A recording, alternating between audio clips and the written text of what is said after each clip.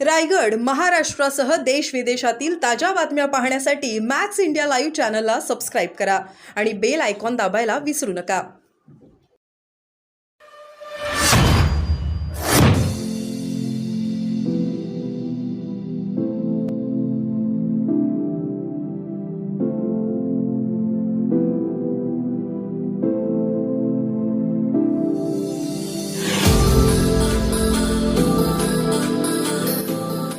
मला वाटतं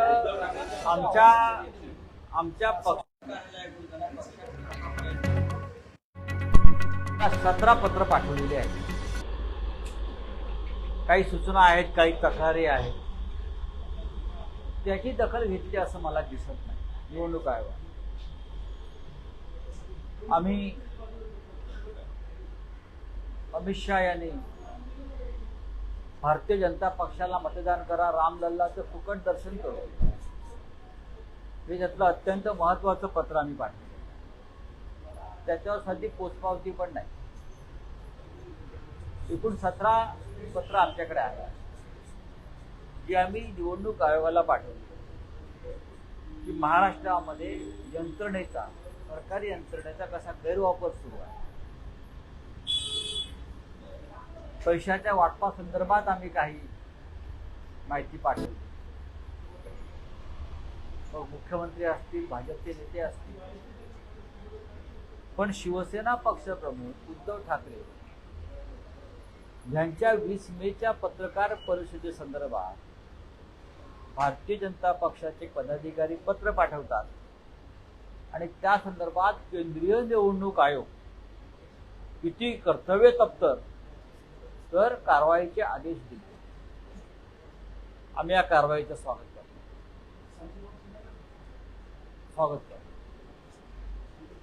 कारण 4 जून नंतर हा निवडणूक आयोग जो आहे, जी भारतीय जनता पक्षाची एक शाखा आहे, सध्याचा निवडणूक आयोग हा भारतीय जनता पक्षाची एक्सटेंडेड शाखा आहे. ती स्वतंत्र नाही, निष्पक्ष नाही,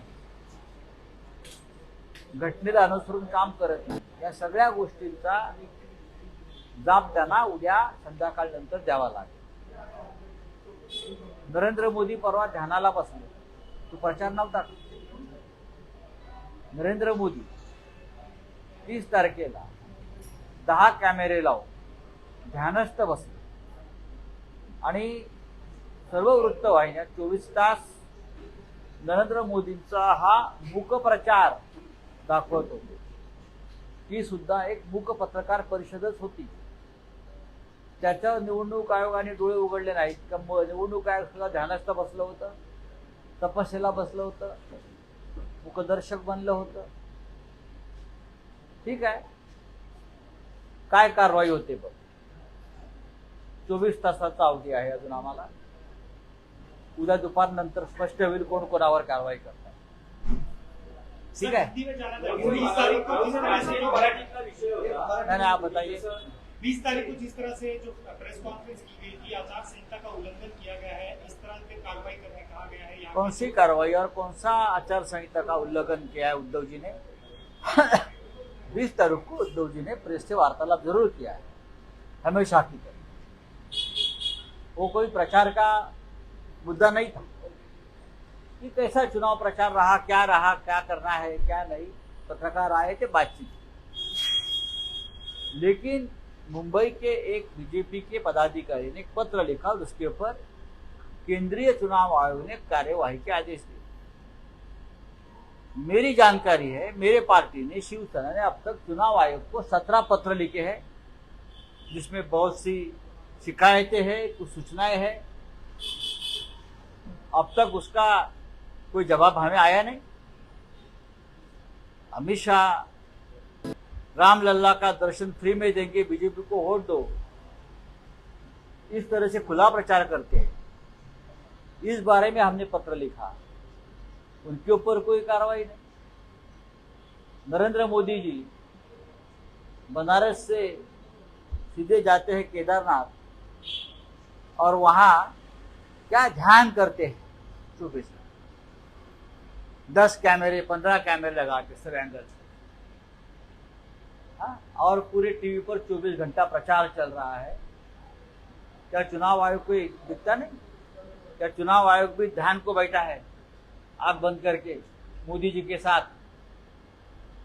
तो मैंने पहले भी कहा है, हमने पहले भी कहा है, भारतीय जनता पार्टी की एक्सटेंडेड ब्रांच, एक शाखा है चुनाव आयोग, कल ये सब शाखाएं बर्खास्त हो जाएगी 4 बजे। क्या स्वागत कर सर, क्या स्वागत कर आपने जिस मराठी में कहा? हाँ करिए, कार्रवाई करनी है करिए, हम स्वागत करते हैं। एक सवाल और सर, ग्लोबल सिविल फोरम नाम की जो संस्थाएं हैं, उन्होंने पीएम मोदी को लेकर टिप्पणी की है कि पूरे इलेक्शन के दौरान उन्होंने हेट स्पीच की, खासतौर पर मुस्लिमों के खिलाफ।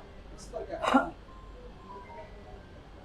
कल बात करूंगा मैं उनसे, अभी ये नहीं सर, जयराम रमेश जी ने आरोप लगाया है कि 150 से लेकर 100 कलेक्टर डीएम से अमित शाह ने बात करी है, बकायदा पूरा इलेक्शन उसमें से 12 कलेक्टर महाराष्ट्र के। मैंने आज सुबह उन पर बात की है इस विषय पे, ये बहुत गंभीर बात है। तो चुनाव आयोग हमसे उस बारे में एविडेंस मांग रही है कि गृह मंत्री ने डीएम और कलेक्टर से कैसे बात की, कब बात की, उसका एविडेंस हमसे मांग रही है। एविडेंस। जयराम रमेश एक जिम्मेदार नेता है, सांसद है। जब उनकी जैसी व्यक्ति कोई बात करती है तो जिम्मेदारी से बात करती है, जानकारी के साथ बात करती है। जिम्मेदार नेता है, सांसद है। जब उनकी जैसी व्यक्ति कोई बात करती है तो जिम्मेदारी से बात करती है, जानकारी के साथ बात करती है। लेकिन अब एविडेंस कौन मांग रहा है? चुनाव आयोग। अमित शहाने जे फोन केला आहे ते कलेक्टरना धमकी देण्यासाठी फोन केला आहे गावामध्ये। त्यात महाराष्ट्रातले 12 कलेक्टर आहेत जिथे भाजपला हरण्याची भीती आहे।